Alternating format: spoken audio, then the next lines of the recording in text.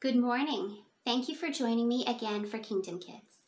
Well, as you know, we've been talking about Psalm 23, and today we're going to focus on verse 2.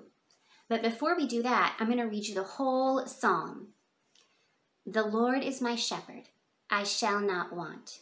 He maketh me to lie down in green pastures. He leadeth me beside the still waters. He restoreth my soul. He leadeth me in the paths of righteousness for his name's sake. Yea, though I walk through the valley of the shadow of death, I will fear no evil, for thou art with me. Thy rod and thy staff, they comfort me. Thou preparest a table before me in the presence of mine enemies. Thou anointest my head with oil, my cup runneth over. Surely goodness and mercy shall follow me all the days of my life, and I will dwell in the house of the Lord forever. Isn't that beautiful? Now, if you remember, last week we talked about that this poem was written by King David, and it was written during a really difficult time in his life. And so today we're going to focus on verse 2. He maketh me to lie down in green pastures. He leadeth me beside the still waters. Now, what does that make you think of? You know, have you ever laid down in a field of grass or maybe rolled down a hill? How do you feel when you do that?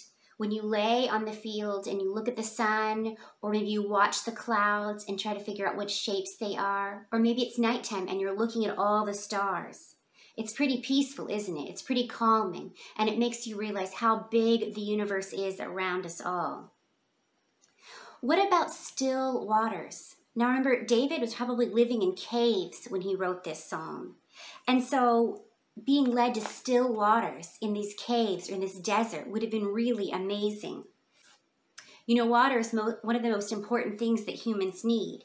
And being led to good, clean, refreshing, still water would have been pretty miraculous, wouldn't it? So these are the kinds of things that David said about God. He maketh me to lie down in green pastures. He leadeth me beside still waters. And it's good to remember that even when life seems overwhelming and awful, there are still these wonderful things. And it's good to focus on these calming things around us. So that's all for today. And in the box below, there will be a craft to remind you of verse 2. I'll see you soon. Bye.